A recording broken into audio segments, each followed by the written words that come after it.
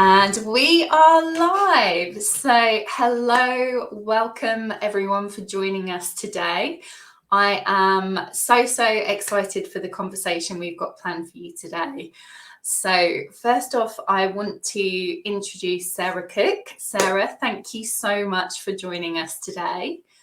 And Sarah and I met through her amazing podcast, the Healthy Business Podcast, which I had the joy of being interviewed for recently, and we'll be sharing when that episode is out. And Sarah and I just found that we had so many kind of synchronicities in our experiences with burnout. So she kindly agreed to jump on live with me today to talk about those. But before we get into that, Sarah, I'd love you just to kind of introduce yourself and tell us what you do in your business. Oh, thank you so much for having me. It was, we had a great conversation on the podcast, so I'm delighted to almost carry on that conversation today. So thank you for having me. So so I'm a high performance marketing and business strategist, working with business owners, predominantly female business owners, but also leaders within the corporate space to help people run a healthy business, essentially. So my take on a healthy business is one that is profitable, one that's sustainable, one that's future-proof, but also that doesn't cause you as that CEO, that leadership team, to have burnout or to feel the overwhelm. Because if you do, then you can't show up and support the people that you want to help, whether that's your clients, whether that's your family. So for me, it's really intrinsic that your business and yourself, your team you have to be performing at their highest level to get the results that you want to. So yeah, that's where I come in, is helping people grow and scale without the overwhelm and without the burnout. Yeah, and I love that, because I think both of us, Sarah, have been in that position where we haven't had the balance right, and we've felt the repercussions and just how long it can take to recover if you allow things to escalate to the stage that you do hit burnout. So one of the things I think people would find really helpful to know actually is just in your personal journey with burnout, what that looked like for you. What were those earliest warning signs in your story? Yeah, definitely. So I hit burnout, it's probably about 9 years ago now. And I was living and working abroad in Asia, regional marketing manager for a global company. And in short, that meant that I was doing a lot of travel. I was running some massive events. I was doing things like the F1 Grand Prix in Singapore, Singapore Fashion Show, some training events over in Bali, Indonesia, up in Korea. And whilst that sounds really glamorous and sounds really amazing, and it was, and I loved my job, it became really full on. And I think I sort of, as part of the, running all of these events, setting them up, doing the marketing campaigns, the in-store pieces, having a team that I was managing. I mean, we've talked about it before, but hindsight being a wonderful thing, and kind of looking back, I guess all those kind of key signs were there of, looking after other people, managing them, doing the travel, some really high level stuff and negotiations. But I think at its height, I think I did 7 events in 7 days across 6 cities. And I think that probably just gives the scale as to the intensity of some parts of my role.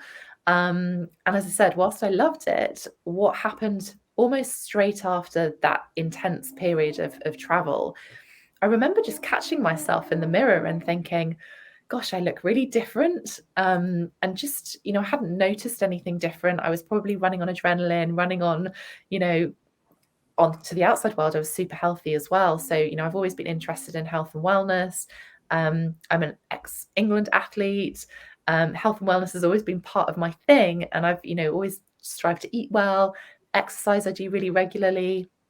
And I think it was probably that actually I wasn't building in time for rest. I wasn't building that restoration piece.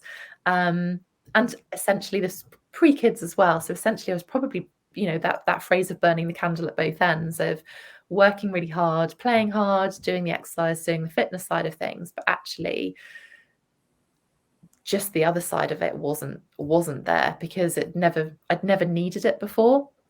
I'd always been quite a high achiever and going straight from kind of university into the corporate career ladder, climbing that, getting results, doing really well. I hadn't needed to take that foot off the pedal, in for want of a better word.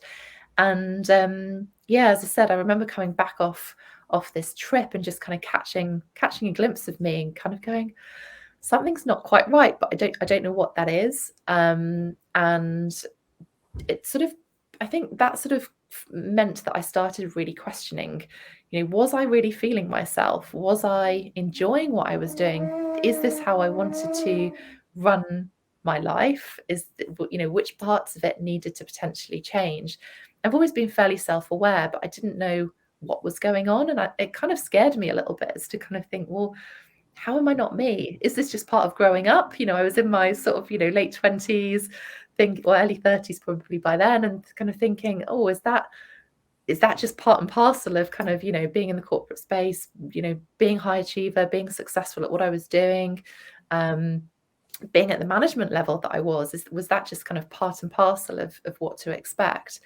And I think just catching myself and really realizing that I probably wasn't feeling fulfilled, really. I wasn't particularly happy. If you look at kind of, what happiness really is, that flexibility. So, recognizing that, yes, I was spending time with my husband, we were traveling, we were going and doing, holidays and things. But actually, was I growing internally, or was it just from a work perspective? And even from, the health and fitness side of things, I was in great shape, was doing really great things. But for me, it was more the emotional side of it, and more of the sort of mental health side of things that I think I really started questioning. I started having like heart murmurs. I started feeling different inside.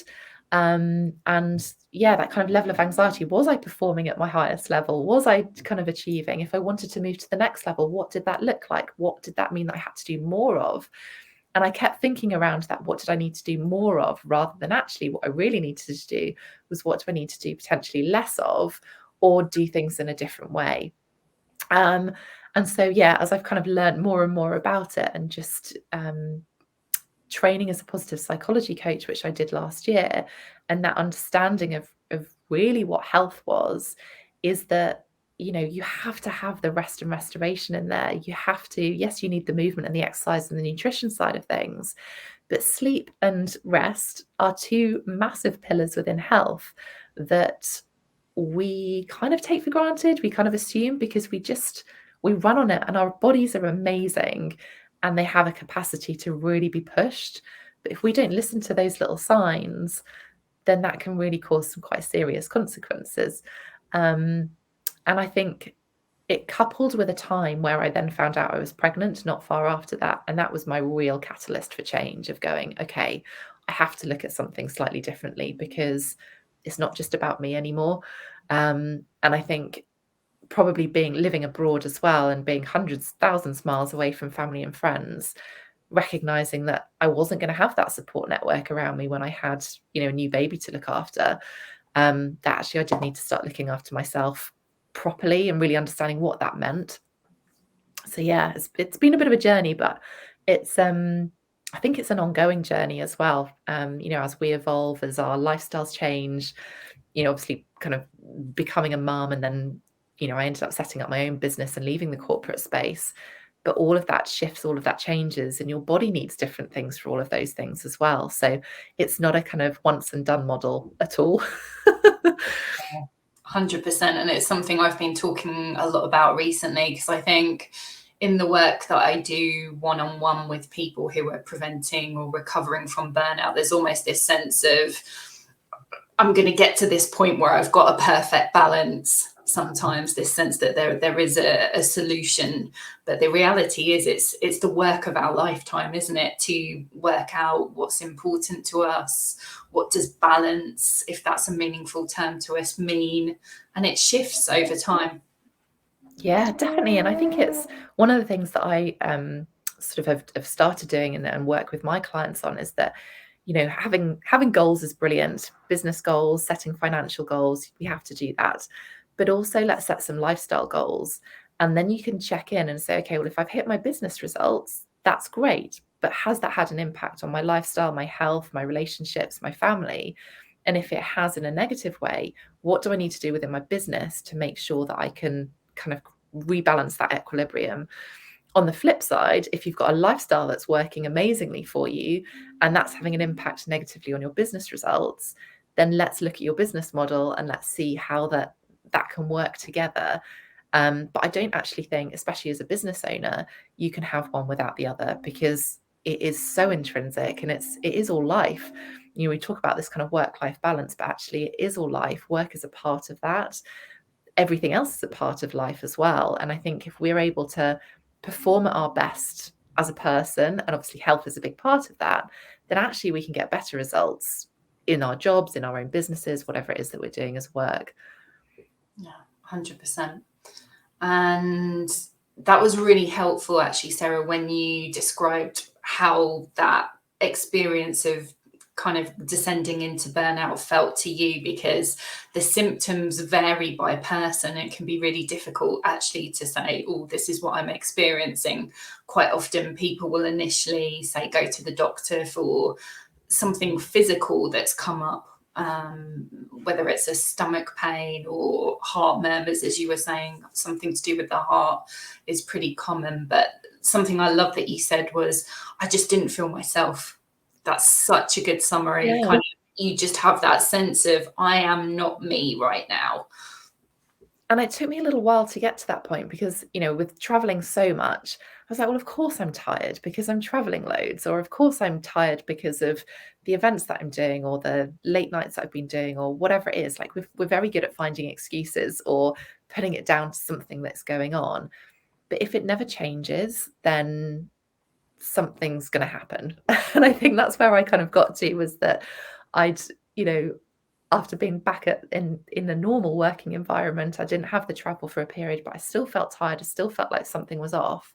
That was that kind of point of going, okay, I really need to look at what is going on and potentially what I can then change and tweak. Sometimes it's not big things that we need to change. It can be just little micro tweaks that have a compound effect that over time just become habits in a positive way, rather than kind of the all to nothing, which I think sometimes people assume that we need to make. Yeah, 100%. It's kind of, how can I overachieve on my burnout recovery? What is the list of 10 things that I need to do religiously every day? And if I don't do them, that's not success. That was me. Yeah, and I think there's also, and you're right, especially when you're used to achieving and you're used to getting results, you're like, okay, well, there must be a process for this. I can do this. If I do that, this will happen. But it often isn't like that, because we're all individual and it'll have a knock-on effect. It's a bit like the word self-care, I think, isn't it? That's become almost overused, that we think, oh, I'll book in for a spa day and that's my self-care done. And it's not. It's those micro moments of just, you know, having a lunch break or going outside for 10 minutes and just being surrounded by nature can all make such a huge difference, but actually don't take a huge amount of time. But yeah, that kind of stacking up of it all can have a really positive impact. Yeah, the compound effect is so huge. I was one of the books I love in this space is Burnout by Amelia and Emily Nagasaki, I think, Nagoski. And they talk about completing the cycle on the stress cycle. And something as simple as a hug can make all the difference for some people. It's scientifically proven that physical exercise, hugs, something creative, small things like that make all of the difference, from that stress staying inside you, making you sick, versus the person who maybe has quite challenging work, home life, both, but actually still manages to thrive through it. So I highly recommend that book. Definitely. Oh, that sounds good. I've not heard of that one. But yeah, I think you're right. It's even just everyday moments, the stuff that we have to do, if we can make those more enjoyable, you know, even if it's, I don't know, playing your favorite music whilst you're doing the washing up, or burning a scented candle whilst you're doing some admin, that all has a positive impact on us and just reduces that kind of level of stress. And as you said, we feel stress in different ways, but also it affects our happiness. And I think that's where I started seeing that link, is that the hormone serotonin is so linked to happiness, and that's in our gut, and that's our main stress area. So if we're feeling that, it just has an impact on our food choices, on our hormones, on everything else, and it's just this kind of big cycle that kind of goes round in us. So yeah, it's important to take those little steps just as much as being aware of the bigger ones, I think. Yeah, that's huge. So going back to your story, you described how you were feeling, and then you had this kind of decision point as you became pregnant, thinking about, okay, something's got to change here. So what happened next? Yeah, so I so I was living in Singapore, and the maternity leave was only 2 months at the time. I think it's gone up now, but that was a real game changer for me, of kind of going, okay, can I realistically go back to work 6 weeks after giving birth? And I actually didn't make the decision until after I'd had my son. But I had a really traumatic birth where he nearly died, and it was a really long labor. And I think that, coupled into knowing that potentially in the short term I was going back to a job which I loved but was causing, or had previously caused, some problems, was that something that I wanted to do physically to me, but also as a family setup? And that was really my sort of decision making, of going, actually, I want to enjoy being a mum. I want to take that time out, and do something that is completely different. I didn't know how long that was going to be for. I didn't know, I assumed I would go back into corporate world because that was kind of all I'd known. But the change for me came probably about 4 months after my son was born. And again, I had that moment of going, I'm giving everything to him because of the situation we'd been in. I was over giving to him, and I wasn't looking after my body in the way that it needed to be. I was breastfeeding. I was, up at all hours of the middle of the night. And it got to about 4 months in, and I just thought, you know what, I need to do something for me. And I retrained. I decided that I was going to qualify as a holistic health and massage therapist, not to set it up as a business, purely because it was something that was my adult brain, that was something that I was interested in, that gave me something that was for Sarah, not for mum. And that was amazing. It just gave me that outlet for learning, for my creative brain, for my kind of high achieving results brain. But what ended up happening was that I, as part of the course, I had to do various kind of case studies and practical exams. And people kept saying, well, you're amazing. When can we book you up again? And I was like, no, I'm not setting up as a business. I'm not going to do this. It's just something for me. And the more I kept being asked for it, I was like, actually, this could work as flexibly around my child, knowing that I didn't have that support network. I can build it up as much as I want to. But I became fully booked within 5 months. So wow. It was amazing. And I think that sort of experience within my marketing, my strategy, kind of years of experience, really helped me kind of turn that into a business that could work. But what I then found is that I was starting to lead down that road to burnout again, because I was working all the hours because I wanted to help people. I'm a bit of an overgiver.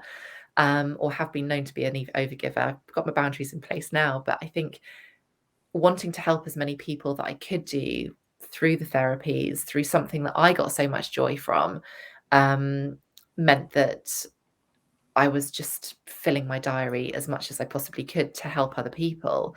But when I wasn't doing the work, I was with my son or I was with my husband, and that was all great. It was that flexible life that I'd craved for, that I was wanting. But I noticed that I was changing again. And that was my little trigger of going, okay, something has to shift. And I started looking at different business models and going, okay, well, how can I help more people, but in a way that works for me, that isn't going to impact my health, that is going to enable me to still spend time and do things with the ways that I want to. And that's when I started adding in physical products as well as digital courses, digital products as well, so that I could still help more people. But it didn't put an income ceiling on my business either, because it meant that I could still have that income coming in. And also when I was living, whilst we were living abroad, I'd come back to the UK for, 5-6 weeks at a time to see family and friends or weddings or whatever was going on. And that essentially meant that I had to close the doors on my business because I couldn't see people in a one-to-one capacity. And I think especially what we've seen over the last 2 years with the pandemic, where people have been forced to close their doors, it's actually a really similar situation, whether you choose to close your doors or whether you're forced to close your doors to see people. That income just stops unless you have a way of bringing money in a different way. And that's really led to me kind of growing my business now and kind of helping other people and growing, scaling in a way that works for them. And it's different for everybody because everyone's got different lifestyle setups. Everyone's got different financial needs. Everyone's got different family setups. But actually doing it in a way that works for you, where your personal goals are kind of primary, and that includes your business goals, but doesn't have the impact on your health. And so much of that has kind of led to me creating boundaries, but also really looking at actually what does high performance mean? I love getting results. I love achieving things. I've always have done. My competitiveness from an athlete probably comes through in there as well, but I don't believe that you can't achieve results if you have the right lifestyle. In fact, I believe that actually you get better results if you have got the right boundaries and the lifestyle in there, because you're not burning out. It means you can give your best at your best. And that's going to have a knock-on effect on your business. So whether you are running your own business or whether you're working within the corporate space, I think all of this kind of applies. It's just about really understanding you and having that awareness about yourself and what helps you thrive. And also recognizing those trigger points that, if you are working longer hours or if you are working in a way that doesn't necessarily feel quite aligned to you, what could you do to make those changes that's going to move you to that next step to get those results that you want to? So yeah, I've been on a bit of a journey, and I think that kind of goes back to almost what you were saying right at the beginning, that it is a lifelong thing. My lifestyle's completely changed. I'm now back in the UK. I've got 2 children. Yes, they're a little bit older now than babies, but they are still young. They're 8 and 6. They still need a lot from me. But I've grown my business to 6 figures in a way that means that I can still be there. I volunteer at the kids' school. I work during school days. And I think that's really important as well. And that's not going to work for everybody, and I appreciate that. But finding what works for you is really where I come from. And it's, some people love to work 4 days a week, and that works for them. That doesn't work for me because I like to spread it across the week because my kids aren't here. But some weeks I might work 1 day a week.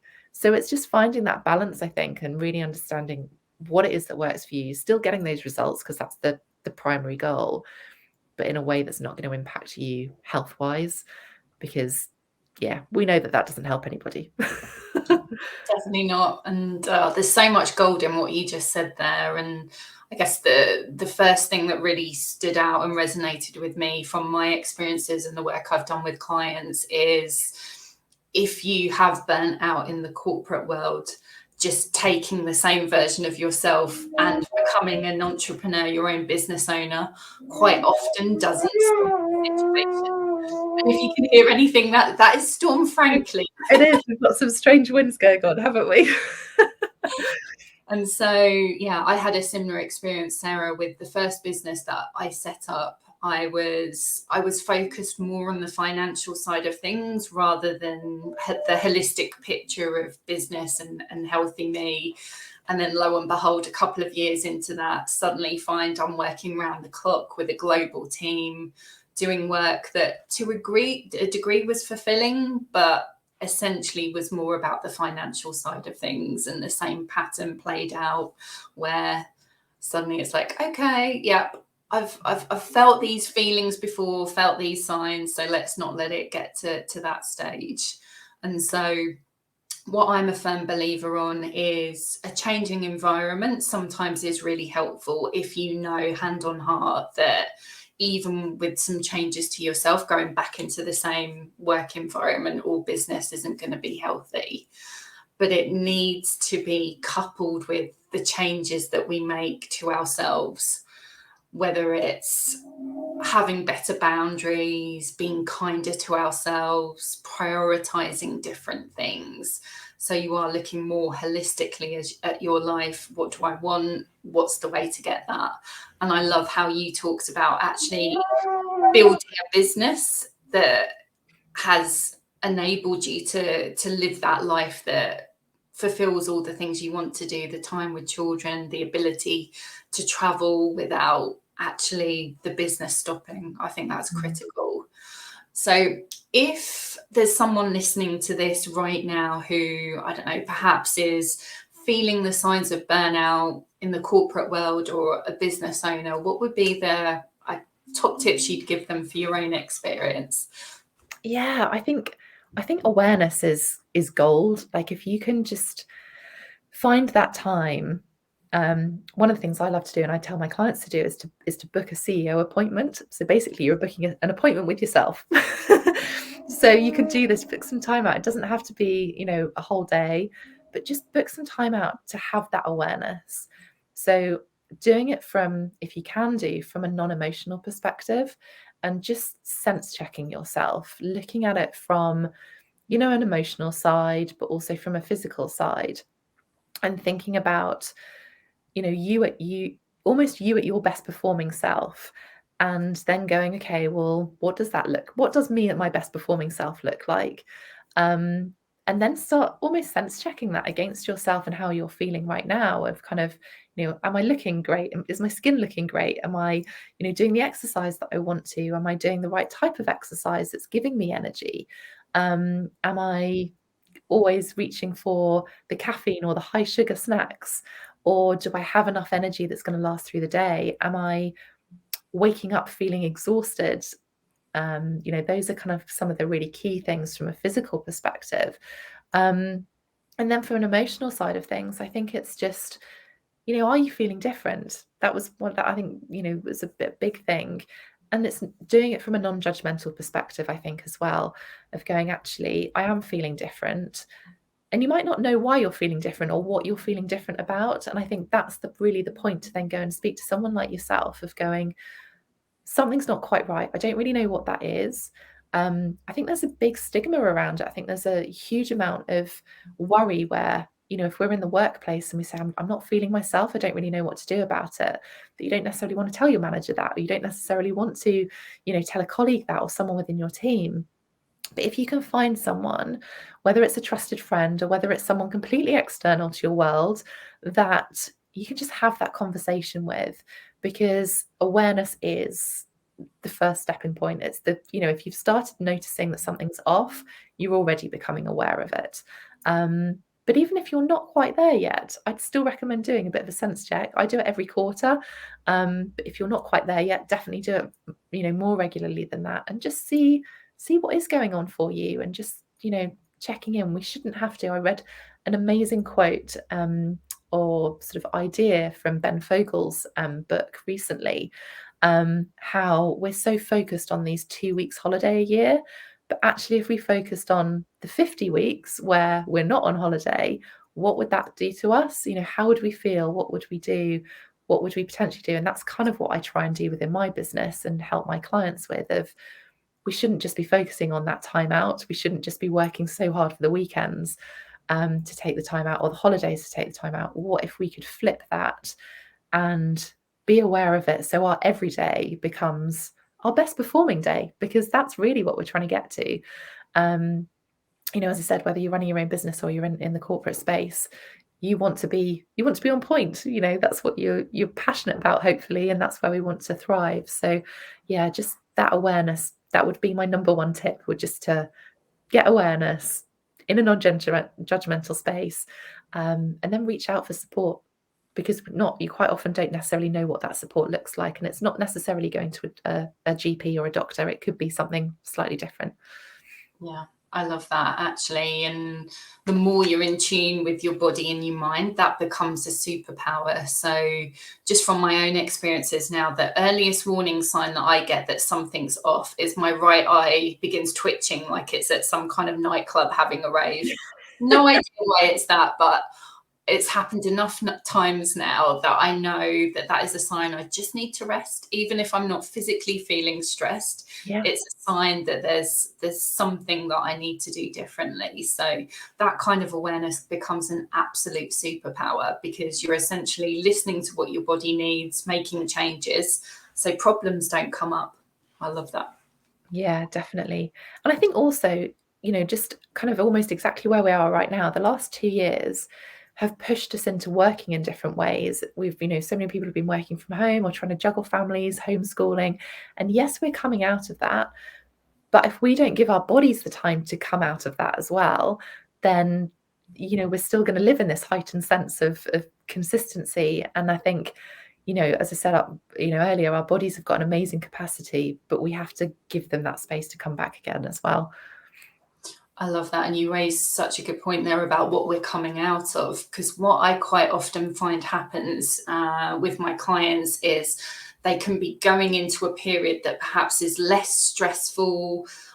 All of the signs are is it's a better period of life.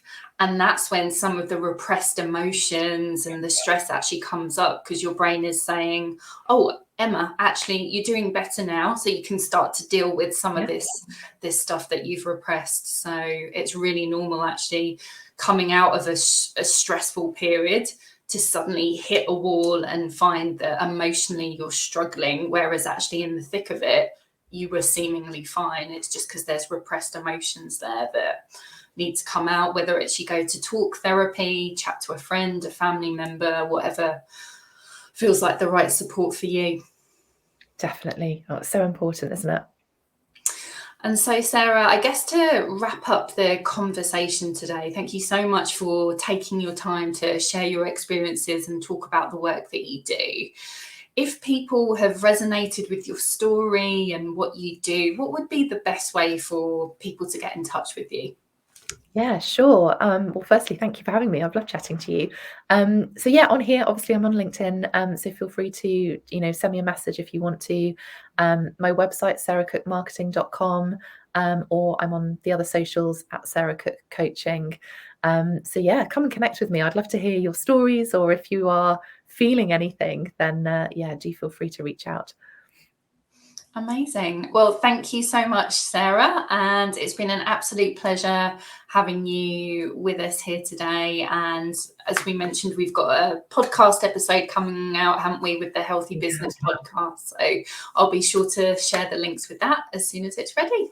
Amazing. But yeah, so thank you. And thank you everyone for watching today. If this raised anything around burnout for you, burnout prevention, burnout recovery, don't hesitate to drop a comment below or send me a private message and I'll be happy to respond.